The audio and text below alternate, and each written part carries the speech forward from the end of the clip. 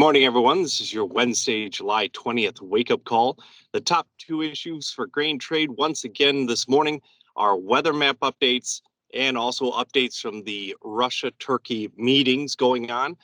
Yesterday, those headlines from the Russia-Turkey meetings, we'll call them mixed. They were a little bit optimistic in the morning, and then later in the day sounded a little bit moving away from an agreement looking to be right around the corner. Either way, we're supposed to be seeing headlines, positive or negative, over the next couple days. So we should expect headlines that continue coming out that continues to influence trade. Although we do still expect that weather maps are our main guide for trade longer term. And this morning, the maps pretty much the same in the 1 to 5 day outlook. Still not much rain except for over eastern growing areas, while the west remains quite warm. West and south actually see high temperatures.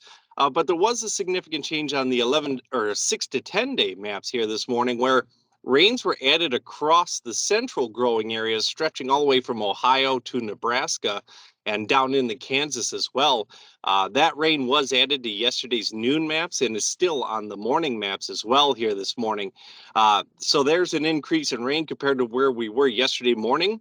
Temperatures also cooled off quite a bit. In fact, while Texas still remains about 5 degrees above average, if you look out to the Dakotas and Nebraska, temperatures moved to about 5 degrees below average. So that's a significant change in just 2 days of weather map updates here.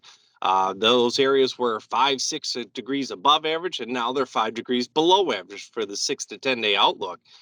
So we'll still look at weather maps as our main guide, but like I said earlier, do keep watching the Russia-Turkey headlines for anything that might come out of those meetings about potential Ukraine exports.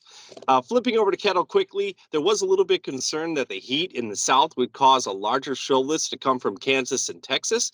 However, that wasn't the case. The total national show list at plus 4,300.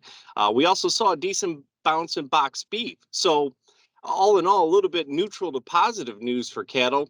That market moved up to almost right in the middle of the range for October, finishing yesterday at 141.10. We'll still consider 141 to be right in the middle of the recent highs and lows for that market. Not too much in the way of cash trades yesterday, but we do expect we'll be seeing cash bids or trades here today on your Wednesday. And trade is factoring in about a 137 cash trade after last week's average was 137.88. So we'll say the futures are just a little bit below last week's cash. So keep watching for headlines from Russia, Ukraine, potential exports there. And of course, this time of year, we're always watching weather map updates. And as always, keep checking the Allendale website for additional morning wake-up calls.